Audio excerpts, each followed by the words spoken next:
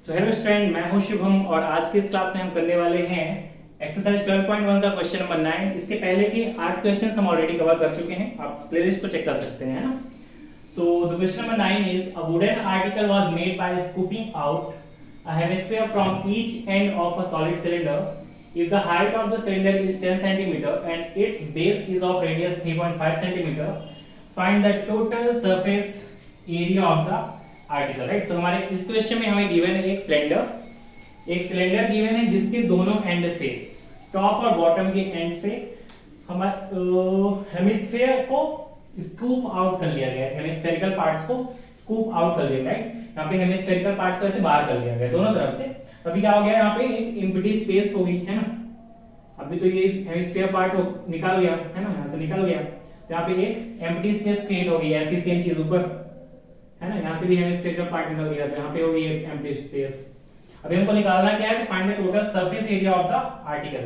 सो surface area क्या क्या बचा, तो यहाँ पे जब एम्प्टी है तो सरफेस एरिया इसके अंदर अंदर ये हो जाएगा, है ना, सेम चीज ऊपर, और सरफेस एरिया साइड में, सिलेंडर के साइड में, तो ये चीज हो जाएगी, राइट, ये चीज।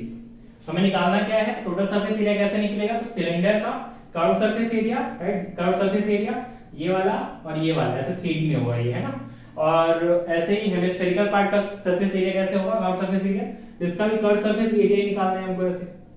ये भी कर्व सरफेस एरिया ही है क्योंकि इसमें ये चीज इंक्लूड नहीं है, तो ये भी होगा कर्व सरफेस एरिया ही, है ना, सेम चीज ऊपर।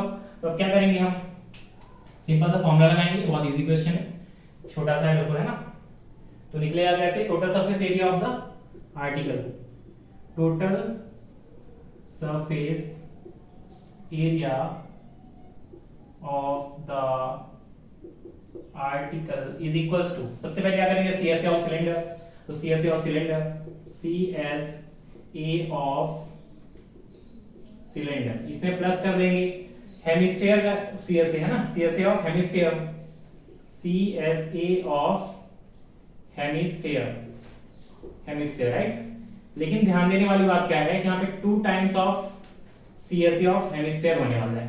2 टाइम्स क्यों होने वाला है, क्योंकि हेमिस्फीयर का पार्ट एक नीचे भी था और एक ऊपर भी था जो कि स्कूप आउट कर लिया गया, है ना। तो इसका भी हेमिस्फेरिकल पार्ट का surface area, curve surface area, और ये भी, तो एक ये हो गया, एक ये हो गया, that's it, 2 times of CSA of hemisphere. So simple.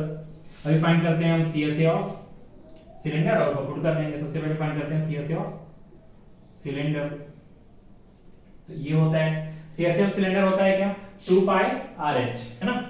CSA of cylinder होता है 2 पाई RH, this is the CSA of cylinder, 2 है।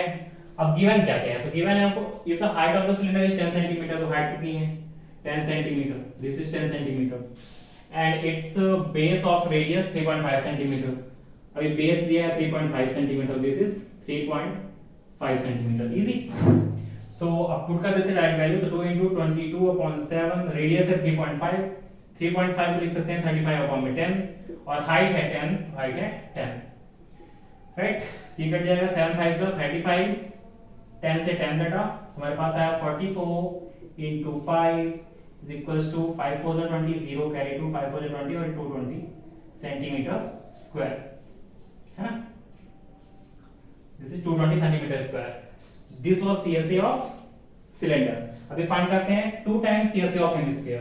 So 2 times CSA of hemisphere is equals to हो जाएगा, क्या होगा इक्वल टू में, क्या होगा 2 into 2 times 2 into CSA of hemisphere होता है हमारे पास 2 pi r square. So 2 into pi is 22/7, r is 3.5, right? 3.5, 3.5 का स्क्वायर दैट इज 35/10, 3.5 into 35/10, ये चीज होगी। अभी 7 5 से 35, 5 2 से 10, एक 2 से ये 2 कटा, ये 2 से ये 5 से बाद में कटेगा, और ये 5 7 से 35, है ना।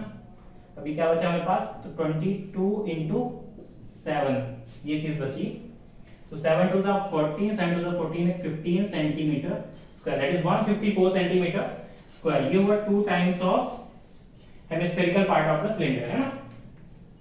अब कुछ नहीं करना, सिंपल, हमने CSA इसका निकाल लिया, CSA हेमिस्फीयर का निकाल लिया, अब बस यहाँ पे पुट कर देना है, तो हमारे पास आ जाएगा टोटल सरफेस एरिया। राइट। तो TSA total surface area of